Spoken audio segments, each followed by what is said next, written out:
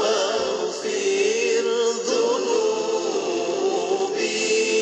فإنك غافر الذنب العظيم.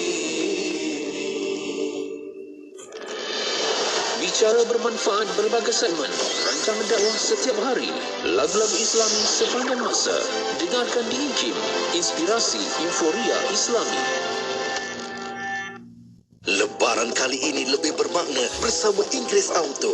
Raikan Hari Raya dengan sebuah BMW yang eksklusif dan bergaya. Bukan itu sahaja, nikmati rebate tunai sehingga RM35,000. Kunjungi bilik pameran Damansara atau Puchong atau tinggalkan nombor telefon dan alamat anda di bmw-inggerisauto.com.my. Wakil kami akan menghubungi anda untuk menjadikan impian anda satu kenyataan.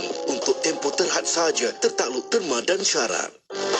Tazkirah Ramadan ini dibawakan kepada anda oleh Inggeris Auto Sdn Bhd. Maklumat lanjut layari bmw-inggerisauto.com.my. Assalamualaikum warahmatullahi wabarakatuh. Alhamdulillahirabbil alamin.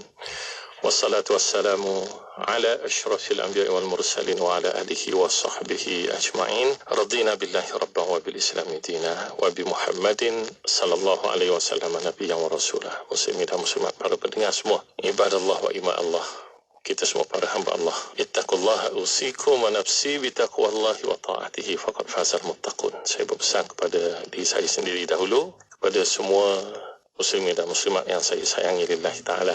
Jom kita bertakwa kepada Allah Subhanahu Wa Ta'ala dengan sebenar-benar rasa takwa. Kerana confirm, kata orang putih confirm, maknanya sah, orang yang akan mendapat kemenangan dunia dan akhirat hanyalah orang yang bertakwa. Seterusnya, saya tidak lupa wahyu Allah yang sabar kali, setiap kali kita bertemu ataupun bersama, saya akan bacakan ayat ini. Ya ayyuhallazina amanu taqullaha haqqa tuqatih wa la tamutunna illa wa antum muslimun. Wahai orang yang beriman, bertakwalah kamu semua kepada Allah dengan sebenar-benar rasa takwa, dan jangan sesekali ada di kalangan kamu yang mati kecuali setelah betul-betul kamu Islam. Alhamdulillah. Ramadan terus seumpama air mengalir. Persoalannya, setiap yang bermula, dia akan ada di pertengahan, dia ada akhirnya dalam perjalanan Ramadan ini. Kali ini, sekali lagi saya nak mengajak muslimin dan muslimat dan diri saya sendiri khususnya untuk kita perhati satu perkara yang kadang-kadang perlu ditimbulkan ataupun perlu diperkatakan berdasarkan kepada pengalaman. Kerana kebetulan apabila kita pergi ke mana-mana surau, ke mana-mana masjid, barangkali kita tengok ada perkara-perkara yang perlu kita sentuh sikit untuk menambah ilmu dan sama-sama kita belajar apa yang terbaik dalam konteks ibadat kita. Apa yang saya maksudkan di sini, muslimin dan muslimat, sudah tentu pada bulan Ramadan ni setiap malam, ya, bukan pada satu malam, setiap malam kita sangat disunatkan untuk melakukan ibadat qiyam, khususnya solat tarawih. Dan solat tarawih ni memang menarik minat, terutamanya kalaulah imam itu bacaannya pula Allahu Akbar, memang merdu. Tak kiralah dari bangsa kita Melayu ke ataupun dari bangsa Arab ke, yang penting bacaannya sungguh merdu. Tapi memang menjadi kebiasaan juga. Biasa kita ni orang Melayu, bila dah dengar lidah Melayu, kadang-kadang rasa juga nak dengar macam mana lidah Arab. Padahal orang Arab bila mendengar orang Melayu membaca Al-Quran, mereka juga kagum kerana mereka kata mereka sendiri pun tak mampu untuk membaca seperti itu. Apapun, kita tidak mahu bincang dalam konteks siapa lagi hebat membaca, siapa yang pandai hukum hakam membaca. Ada tarannum yang hebat, maka sudah tentu bacaannya disukai, diminati oleh orang ramai. Yang penting, apa yang saya nak sebutkan di sini, bila kita pergi solat tarawih, ini berdasarkan apa yang saya nampak. Pernah saya tengok ada seseorang, dia semasa kita ataupun kami semua dalam jemaah bersolat tarawih, Tiba-tiba ada seorang itu dia terpaksa berdiri kerana anak kecilnya yang belum sampai umur setahun. Kerana orang putih kata baby kan, peringkat baby. Memang budak tu ataupun anak kecil tu memang peringkat orang kata bukan kata boleh duduk. Memang nak kata boleh jalan, boleh duduk pun tak lagi. Memang peringkat tersebut. Dan menjadi kebiasaan juga kita sebut benda yang berlaku seharian untuk kita ambil pelajaran. Di mana kebiasaan orang kita juga bila bayi itu nak tidur, kebiasaan dalam masyarakat kita ni suka istilah dipanggil ulik. Kita gerakkan dia, sama ada kita guna buai ataupun kita guna yang buai, sama ada buai tergantung ataupun buai yang lipatan ataupun apa saja yang berkonsepkan pergerakan. Kadang-kadang nak kena tepuk. Ini satu benda yang dalam masyarakat Melayu. Saya nak sebut sedikit sahaja. Bila saya pergi ataupun saya berurusan dengan beberapa sahabat saya yang bangsa bukan Melayu, bangsa Eropah, di mana bila mereka tengok, mereka beritahu pada saya, bila mereka tengok antara perangai orang Melayu ni, bila anak nak tidur dia suka tepuk kan. Tepuk tak kira lah di bahagian mana pun, yang penting tepuk tu untuk melenakan anak. Jadi bagi mereka, logik kata macam mana budak tu nak tidur bila kita tepuk dia. Itu dalam konteks dia. Jadi mereka, orang sebelah Eropah ni rupanya mereka tak tepuk, mereka letak supaya anak itu berada dalam suasana tidak terganggu untuk tidur. Jadi balik pada cerita asal. Bila lelaki tersebut dalam masjid, mereka melaksanakan solat, kami sedang melaksanakan solat, dia seorang tak boleh nak melaksanakan solat kerana anak kecilnya menangis. Jadi bila anak kecilnya menangis, dia duduk, anak kecil tu menangis. Anak kecil rupanya, budak-budak ni dah biasa, dia nak bapak dia berdirilah bapak dia. Jadi orang sedang solat tarawih ramai-ramai, orang rukuk ke, orang sujud ke, bapak dia tetap berdiri. Bukan sekadar berdiri, dia duduk oleh anak dia, anak baby dia tu kan, supaya baby dia tu berhenti nangis, tak ganggu orang solat. Jadi muslimin dan muslimat, isunya apa dia? Saya nak sebutkan di sini. Isu dia bukan kerana solat tarawih itu imam baca panjang ataupun bacaannya pendek. Kita faham memang ada satu hadis muttafaq alaih di mana Rasulullah kata, idza shalla ahadukum linnas falyukhaffif. Kalau kamu mengimamkan solat orang ramai, maka sembahyang itu mesti diringankan. Fa inna minhumud dha'if was-saqim wal-kabir. Ada satu riwayat yang menyebut wazal hajah wa idza shalla ahadukum li nafsihi falyutawwil ma syaa. Contohnya, kerana apa imam perlu ringkaskan, pendekkan bacaan? Kerana yang menjadi makmum di belakang, terutamanya dalam solat fardu, Rasulullah sebutkan ini, ada orang yang dhaif, lemah, ada yang orang yang sakit tapi masih datang untuk berjemaah, ada orang tua kabir, orang dah tua lanjut usia, tak larat dah lama untuk berdiri. Dan begitu juga dalam satu riwayat lain, ada orang yang berkeperluan, ada urusan, zal hajah. Jadi Rasulullah kata, kalau kamu solat sunat seorang-seorang, kamu nak panjangkan ikut suka hati kamu lah. Itu maksud dari hadis tersebut. Baik. Jadi solat tarawih kita tak boleh buat begitu. Kerana dalam solat tarawih memang panjang. Ada yang 8 rakaat campur 3. Ada yang 20 rakaat campur 3 kan. Jadi ada setengah pula masjid membaca surah-surah yang pendek. Ada masjid yang memang setiap malam lebih dari 1 juzuk kerana mereka nak khatam Al-Quran dalam 1 bulan ketika solat tarawih. Jadi benda ni kita tak boleh nak ubah. Bila kita tak boleh nak ubah, kita kena kenal diri kita, keadaan diri kita. Jadi bila kita nak bersama dengan solat dalam solat tarawih, maka bukan kita seorang solat tarawih. Di sebelah kanan kita ada orang, di sebelah kiri, depan, belakang. Cuba bayangkan, bila kita nak solat tarawih, anak kita menangis. Barangkali kita jauh dari imam, kerana biasanya orang yang dukung anak ni, dia tak duduk belakang imam. Kalau dia berdiri belakang imam, tiba-tiba anak tu menangis, mungkin akan mengganggu bacaan imam itu sendiri. Imam tu barangkali akan terlupa bacaan. Kita tinggalkan topik itu dalam konteks dia dengan imam. Tapi dalam saf kita pun kadang-kadang mengganggu. Dengan sebab itu, saya nak ungkit satu benda di mana Rasulullah SAW memberitahu contohnya solat al-mar'ah ataupun solatun nisa. Solat bagi golongan wanita, tak kira solat itu solat fardu ataupun solat itu solat sunat. Rasulullah SAW beritahu kepada kita, ni Rasulullah sebut, bukan saya bagi tahu. Rasulullah kata salatul mar'ati fi baitiha afdal. Salat seorang wanita di rumahnya lebih afdal, lebih baik, maknanya pahalanya lagi besar. Min salatiha fi hujratiha wa salatuha fi makhda'iha afdalu min salatiha fi baitiha. Nak cerita bagaimana solat seorang wanita itu di rumahnya lagi baik, dalam bilik lagi baik, di tempat yang tersembunyi lagi baik. Ini yang dimaksudkan oleh Rasulullah. Tak kira bagi wanita solat itu fardu ataupun solat sunat. Kalau ada orang bertanya, bagaimana solat tarawih untuk wanita? Kita tidak melarang sesiapa. Kita tidak ada hak untuk melarang sesiapa pun pergi solat tarawih. Terutamanya kalau suami dia ajak ataupun ibu bapa yang ajak anak-anak perempuan untuk pergi solat tarawih di masjid. Kita tak boleh larang. Ataupun mereka mendapat kebenaran, masjid surah tak jauh, mereka pergi untuk solat di masjid. Rasulullah kata jangan larang kaum wanita dari pergi ke masjid. La tamna'u nisa'akum al-masajidah idza sta'zannakum ilaiha. Maknanya bila mereka dah minta izin, jangan kamu larang dia. Bukan langsung tak boleh larang, itu cerita lain. Yang penting wanita solatnya lebih afdal di rumah. Termasuklah solat tarawih. Sekali lagi saya sebut, saya tak larang. Jangan salah, jangan pusing topik saya.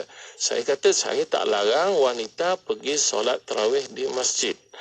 Tetapi solat tarawih wanita tetap di rumah lebih afdal di rumah berbanding dengan lelaki. Lelaki lebih afdal di masjid. Tak kira solat fardu ataupun solat tarawih secara khususnya. Jadi saya syorkan bagi mereka yang ada anak-anak kecil ini, yang mereka tak tahu bila nak menangis, tak tahu bila nak berteriak, mereka tak ambil peduli, kerana budak kan. Saya syorkan kepada ahli keluarga, suami, isteri berbincang elok. Baik tinggalkan anak kepada isteri di rumah, solatlah tarawih di rumah. Suami pergi ke masjid, anda boleh solat dalam keadaan tenang. Anda tidak perlu berdiri seperti lelaki tadi. Orang lain solat, orang lain sujud, dia berdiri. Orang lain rukuk, dia berdiri. Kenapa dia tak boleh nak solat bersama? Itu salah satu dari petunjuk Nabi SAW. Sekali lagi saya sebut, saya tak larang, dan Nabi melarang kita dari menghalang orang wanita, isteri kita, anak-anak perempuan kita dari pergi ke masjid. Tetapi bagaimanapun dalam konteks khusus saya nyatakan di sini untuk kebaikan, untuk afdal solat tarawih ni. Kalau ada anak-anak sampai satu tahap mereka yang tak boleh dikawal, tinggalkan kepada isteri. Isteri solatlah di rumah.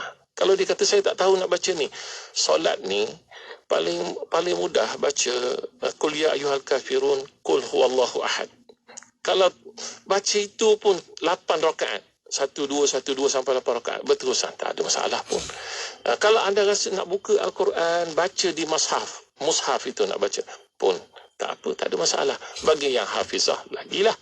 Jadi itulah antara petunjuk yang kita boleh amalkan supaya kita tidak mengganggu orang lain dalam keseronokan bertarawih. Kita seronok bertarawih, orang lain pun seronok bertarawih lillahi ta'ala. Subhanakallahumma wa bihamdika, asyhadu an la ilaha illa anta, astaghfiruka wa atubu ilaik. Wassalamualaikum warahmatullahi wabarakatuh. Tazkirah Ramadan itu tadi dibawakan kepada anda oleh Inggeris Auto Sdn Bhd. Maklumat lanjut layari bmw-inggerisauto.com.my. Lebaran kali ini lebih bermakna bersama Inggeris Auto. Raikan Hari Raya dengan sebuah BMW yang eksklusif dan bergaya. Bukan itu sahaja, nikmati rebate tunai sehingga RM35,000. Kunjungi bilik pameran Damansara atau Puchong atau tinggalkan nombor telefon dan alamat anda di bmw-inggerisauto.com.my. Wakil kami akan menghubungi anda untuk menjadikan impian anda satu kenyataan. Untuk tempoh terhad sahaja, tertakluk terma dan syarat. Hiburan mendidik jiwa. Hanya yang terbaik di IKIM. Inspirasi Inforia Islami. Kapsul tafsir Al-Quran ini dibawakan oleh Kamal & Kamal Pest Control. أعوذ بالله من الشيطان الرجيم وقال الرسول يا رب إن قوم اتخذوا هذا القرآن مهجورا. Dan berkatalah Rasul, wahai Tuhanku, sesungguhnya kaumku telah menjadikan Al-Quran ini suatu perlembagaan yang ditinggalkan, yang tidak dipakai. Sidang pendengar sekalian, ayat ini merakamkan pengaduan Rasulullah SAW kepada Allah Ta'ala tentang sikap sebahagian umatnya yang meninggalkan Al-Quran. Sebenarnya uslub Al-Quran itu lebih berat maksudnya daripada itu, iaitu manusia menjadikan Al-Quran barang yang ditinggalkan. Ini menunjukkan bahawa sikap itu adalah sikap yang dilakukan secara sengaja dan dalam keadaan sedar, faham dan tahu tanpa paksaan. Meninggalkan Al-Quran bermaksud seperti yang dikatakan oleh Syekh Said Tantawi sebagai meninggalkan keimanan terhadap Al-Quran selain meninggalkan amalan serta rasa terkesan dengan janji-janji Allah di dalamnya. Termasuk juga maksud meninggalkan Quran ialah menjadikan Al-Quran itu sebagai suatu bahan yang dihina. Kesimpulannya, meninggalkan Al-Quran boleh dikatakan bermaksud meninggalkan mana-mana bentuk interaksi dengan Al-Quran. Bermula dengan membaca, mendengar, memahami, menghayati, melaksanakan dan menyampaikan Al-Quran dan isi kandungannya kepada orang lain, atau menghalang sebarang usaha bagi menjayakan mana-mana perkara yang disebutkan tadi. Kapsul tafsir Al-Quran itu tadi dibawakan oleh Kamal & Kamal Pest Control.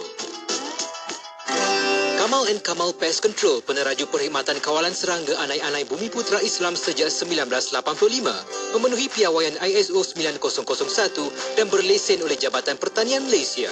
Pertama di Malaysia, inovasi kawalan anai-anai 7 tahun jaminan untuk perlindungan kediaman anda. Kamal & Kamal sedia dihubungi di 019-755-2625 atau di www.kamalandkamal.com. Nak dengar rancangan santapan jiwa untuk kehidupan? Semuanya ada di IKIM, Inspirasi Inforia Islami. Suhu temperature kepada enjin di negara kita adalah 40 degree Celsius. Jadi kalau kita hidupkan enjin yang mana kenderaan kita telah berhenti lebih daripada 6 jam, auto choke akan bekerja. Ini akan menyebabkan enjin kita akan naik tinggi sehingga 1.8 RPM dan balik kepada statik 1.1 mula kala perjalanan. Kerana ini akan memberikan temperature yang sama rata, seimbang dan sekata. Kalau kita start enjin je terus bergerak, boleh juga, tak ada masalah. Sebab workshop memang ada je tu, bukan? Jadilah pemandu bijak, kocek selamat, jiwa selamat, harta selamat. Keselamatan diutamakan. Teruskan bersama IKIM, Inspirasi Inforia Islami. Masjid Tengku Tengah Zaharah. Masjid Tengku Tengah Zaharah atau Masjid Terapung telah dinamakan sempena nama bonda almarhum Sultan Terengganu Sultan Mahmud Al-Muqtafi Billah Shah, iaitu almarhumah Tengku Intan Zahara binti almarhum Tengku Setiadiraja Tengku Omar. Masjid ini terletak 4 km dari pusat bandar Kuala Terengganu. Masjid ini mempunyai keindahan dan keunikan tersendiri berbanding dengan masjid lain yang telah dibina.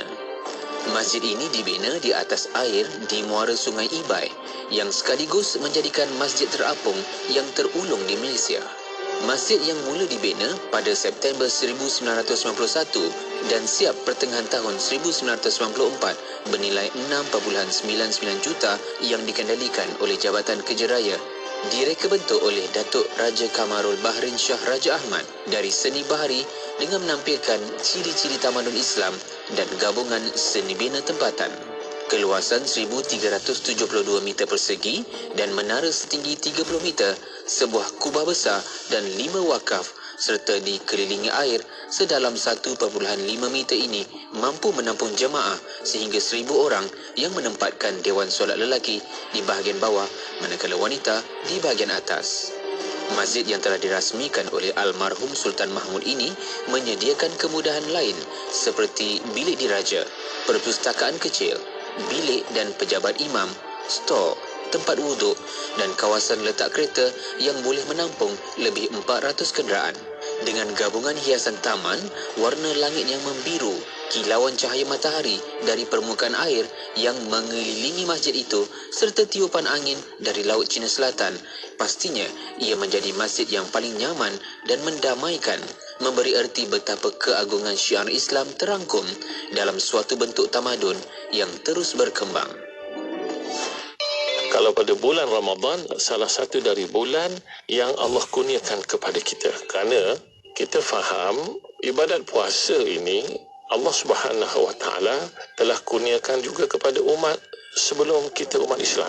Jadikan Ramadan anda tahun ini lebih bermakna dengan ikuti segmen khas Tazkirah Ramadan bersama dengan Ustaz Wan Suhur Bani Leman sepanjang Ramadan pada jam 1.30 tengah hari dan 5 pagi. Eksklusif di Radio IKIM. Johor Bahru 106.2 FM. Mak, berbuka ni adik nak makan ayam boleh ke? Mak panaskan lauk semalam ya. Elok lagi tu. Mak, tahun ni adik nak baju raya baru boleh? Kita pakai baju tahun lepas boleh? Elok lagi rasanya. Ramadan ini masih ramai lagi yang tidak mampu untuk sediakan juadah berbuka. Apatah lagi persiapan raya. Bersama Yayasan Ikhlas, kita santuni mereka. Layari kasihramadan.com atau hubungi 019-611-5954. Beri seadanya, berkongsi seikhlasnya. Mana nak cari barang kemas 916? Siti Percuma. Ada ke rekaan terkini serta kos upah percuma? Siti Percuma. Apa ni? Siti Percuma, Siti Percuma, Siti Percuma ni. Siti Jewels lah dengan kos upah percuma. Terbaru, Siti Jewels ada kedai terbesar di Meru Ipoh. Siti Jewels ni King Jewellery of Ipoh tau. Jom serbu Siti Jewels Wang Semaju, Seksyen 7 Shah Alam, Ceras Selatan dan Meru Ipoh. Apalagi kau cari, semuanya di sini. Semuanya ada di Siti Jewels. Bersedekah penyubur kebahagiaan, tidak memiskinkan mahupun menyusahkan. Bersedekahlah dengan penuh keikhlasan, membantu mereka di Palestin, Syria dan Yaman. Pasti kita akan menemui kebahagiaan. Ayo bersama kita raikan kemeriahan Ramadan melalui kempen Ramadan Bersamamu, Anjuran Aman Palestin. Layari laman sesawang www.jommenyumbang.com untuk maklumat lanjut. Bangkit, berjuang bersama. Kerja. Pernah tak anda rasa jemu atau mengeluh dengan kerja? Tanamkanlah minat yang dalam terhadap pekerjaan anda. Caranya, buatlah dekorasi yang menarik di partition masing-masing untuk timbulkan mood ketika bekerja. Mood itu penting tau. Jika tak ada mood, satu apa pun takkan jadi. Ada kerja, barulah ada gaji. Oleh itu, hargailah pekerjaan anda. Pesanan khidmat awam ini daripada saya, Siti Rohani Surani untuk Radio IKIM, Inspirasi Inforia Islami. Kebun saya. Masya Allah. Hasil daripada kebun tu dah banyak benda-benda macam ni. Bolehlah saya guna kadang-kadang untuk masak, untuk apa, untuk ubahkan resepi, untuk try. For free. Menjadi tukang masak yang hebat, profesional dan bertaraf antarabangsa. Satu perjalanan cabaran yang panjang. Dengarkan kisah inspirasi bersama yang bahagia Datuk Chef Wan Ismail dalam rancangan Dapur Kita setiap Isnin jam 3:10 petang. Istimewa sempena Ramadan 2023. Eksklusif hanya di Radio IKIM. Rebutlah peluang dan pelbagaikan amalan di bulan Ramadan bagi meraih matlamat puasa iaitu takwa. Dari saya Ustaz Bukhari bin Abdul Rahman, teruskan mendengar Radio IKIM, Inspirasi Inforia Islami. Dapatkan inspirasi anda bersama Siti Rohani Surani di Aspirasi 14. IKIM, Inspirasi Inforia Islami.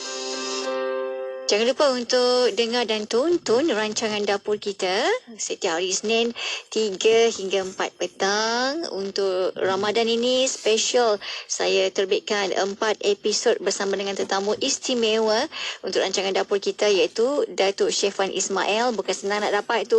Tu pasal saya kompang bunyi sangat ni. Semalam episod keduanya, bagi yang terlepas tengok ialah yang bekerja kan, tak sempat, mungkin tengah nak masak untuk berbuka, boleh je anda ke Facebook rasmi Radio IKIM di IKIM FM untuk anda dengar dan tonton semalam episod kedua. Episod pertama pun semua ada kat situ, kena rajin scroll bawah-bawah sikit lah kan, untuk cari video tu, kisah yang penuh inspirasi sebanyak 4 episod bersama dengan Datuk Syekh Wan Ismail berkongsi bagaimana kesusahan yang jerih itu menjadikan Syekh Wan sehebat hari ini sehingga diiktiraf oleh dunia, pernah mendapat anugerah Chef Selebriti Terbaik Dunia 2009 bertanding dengan 380 lebih chef seluruh dunia. Lastnya Chef Wan menang, anak Melayu menang. Saya yang dengar tu pun tumpang bangga kan, apatah lagi yang mempunyai diri yang menang anugerah tu. Jadi banyak sebenarnya bagaimana untuk membina semangat dan nak menempuh kehidupan ini dengan semangat yang kuat. Dengarkan kata-kata emas daripada Datuk Chef Wan. Okey, berbaki 2 lagi episod bersama untuk rancangan dapur kita setiap Isnin jam 3 hingga 4 petang. Tapi untuk edisi Chef Wan ni dia agak panjang kerana start awal 2.50. Yang penting anda standby je lah awal untuk dengarkan rancangan dapur kita. Rugi kalau tak dengar.